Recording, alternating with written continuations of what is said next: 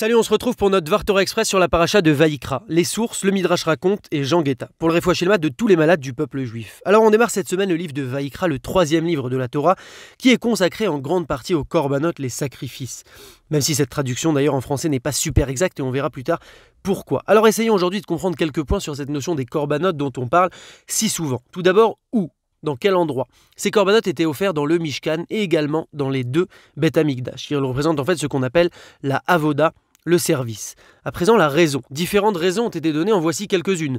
Le Rambam, Maïmonide, nous dit que Dieu a donné les lois des korbanot en tant que sevrage pour les béné Israël de l'idolâtrie égyptienne. Et oui, ils étaient habitués aux sacrifices offerts aux idoles en Égypte, et donc Hachem ordonna que la avoda soit tournée vers lui. Le Ramban, lui, Nachmanide, explique différemment et nous dit que la personne en fait qui venait expier sa faute par le korban, en amenant le korban, en voyant toute la scène qui se passait, la personne était mortifiée et elle prenait réellement conscience du fait qu'on aurait dû exécuter sur sa propre personne chaque étape de ce sacrifice et cela lui permettait alors une véritable teshuva ressentie du plus profond d'elle-même. Également le destin de l'animal qui conduisait la personne à réaliser finalement que l'homme et l'animal sont physiquement semblables et que le seul élément qui élève l'individu au-dessus de l'animal, c'est sa neshama, son âme divine, dont il doit bien prendre soin en faisant teshuva et en réalisant la volonté d'Hachem au travers de la Torah et des mitzvot. Les types de korbanot, il existait différents types de korbanot avec différents animaux possibles.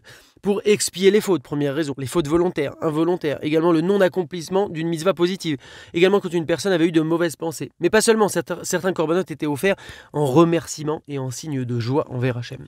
À présent, une question, est-ce que Dieu a vraiment besoin de nos sacrifices? De toute évidence, non. Dieu a tout créé, il n'a pas de besoin.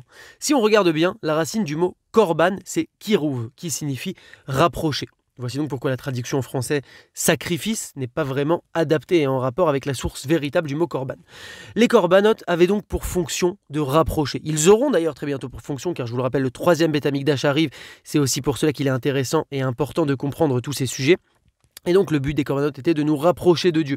Comme on l'a dit, Dieu n'a pas de besoin, c'est plutôt l'homme qui reçoit toute sa vie, c'est bien fait. Les korbanot ont été institués pour donner à l'homme l'occasion de donner à Hachem des cadeaux d'importance, de se rapprocher de lui, d'établir avec lui un véritable lien émotionnel. D'ailleurs, à l'issue de l'offrande, la Torah indique systématiquement que c'était Reach Nichoach l'Hachem, une odeur agréable pour Hachem, montrant à quel point Dieu appréciait les korbanot. Bon, maintenant on en sait plus sur les korbanot, mais là on a tous une grande question. Que puis-je faire aujourd'hui? Car comme on le sait, on n'a plus le Mishkan, on n'a plus le Beth Amikdash numéro 1, on n'a plus le Beth Amikdash numéro 2 et le 3e Beth Amikdash il arrive, mais il n'est pas encore là. Alors comment faire par rapport à ces korbanot? Acheter un mouton et l'égorger dans la baignoire comme certains cousins?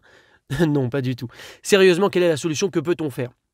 Depuis la destruction du Beth Amikdash, les korbanot ont été remplacés par la prière, nos 3 prières quotidiennes, nos intentions, notre dévotion. C'est cela qui va nous permettre de tisser notre lien avec Hachem. Pour rappel, nos tfilotes ont été formulées mot à mot, prophétiquement à l'époque, par les Anshe Knesset Hagedolah, les membres de la Grande Assemblée. Elles sont donc beaucoup plus riches et profondes que la compréhension ordinaire qu'on en a.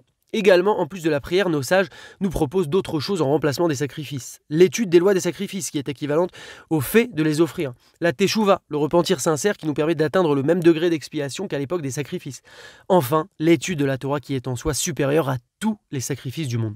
Vous l'avez compris, nous avons aujourd'hui différentes alternatives aux korbanot pour toujours pouvoir maintenir et renforcer notre lien avec Hachem de manière toujours plus intense, Bezrat Hachem.